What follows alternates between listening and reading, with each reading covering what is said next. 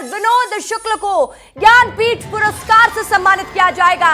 छत्तीसगढ़ के साहित्यकार को पहली बार ज्ञानपीठ पुरस्कार मिलने जा रहा है। विनोद शुक्ल के उपन्यास नौकरी की तो देखिए नौकर की कमीज पर बनी है फिल्म। विनोद शुक्ल को 1999 में साहित्य अकेडमी पुरस्कार मिला था। तो विनोद शुक्ल के उपन्यास नौकर की कमीज पर बनी है फिल्म। विनोद शुक्ल को 1999 में साहित्य अकेडमी पुरस्कार से सम्मानित किया जाएगा। बड़ी जानकारी आपको दे रहे हैं, छत्तीसगढ़ के लिए गौरवान्वित कर देने वाली बात है। साहित्यकार विनोद शुक्ल को ज्ञानपीठ पुरस्कार से नवाजा जाएगा। हमारे साथ editor in chief Brijesh Rajput phone line पर जुड़ चुके हैं। ब्रिजेश जी, कितनी गौरव की बात हो जाती है क्योंकि छत्तीसगढ़ में पहली बार किसी साहित्यकार को ज्ञानपीठ पुरस्कार से नवाजा जाना है।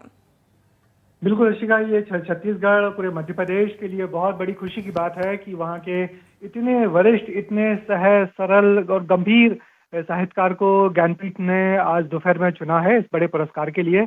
और ये साहित्य का सबसे बड़ा पुरस्कार होता है किसी भी साहित्यकार के लिए, बहुत बड़े सम्मान की बात होती है। विनोद कुमार शुक्ल राजनांदगांव में जन्मे हैं और हमेशा रायपुर में रहे हैं और इतनी सहज सरल भाषा में अपनी किताबें लिखते हैं और कविताएं लिखते हैं कि उनको पढ़ना निश्चित ही बहुत अच्छा होता है। और जिस तरीके से वो सिर्फ रायपुर में बैठ के इतनी बड़ी बड़ी साहित्य की रचना लिख कर साहित्य साधना कर रहे हैं, वो बहुत खुशी की बात है, बहुत कुछ सिखाता है और उनको सम्मान मिलना पूरा छत्तीसगढ़ के सम्मान की बात है। उनकी बहुत सारी ऐसी किताबें हैं जिन पे फिल्में बन चुकी हैं। नौकर की कमीज, दीवार में खिड़की रहती है, उनकी नौकर की कमीज पे मणिकौल ने फिल्म बनाई थी, दीवार में खिड़की रहती है, उसको अवार्ड मिला है।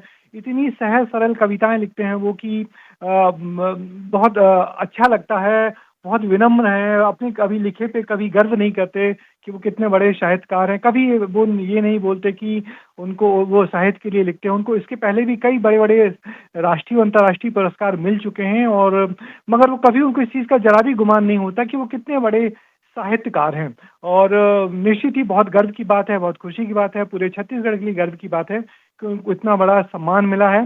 दीवार में खिड़की रहती थी, नौकर की कमीज, हरे घास की छप्पड़ वाली झोपड़ी, वो आदमी चला गया, गरम कोट, ना जाने कितनी उनकी साहित्य रचनाएं हैं।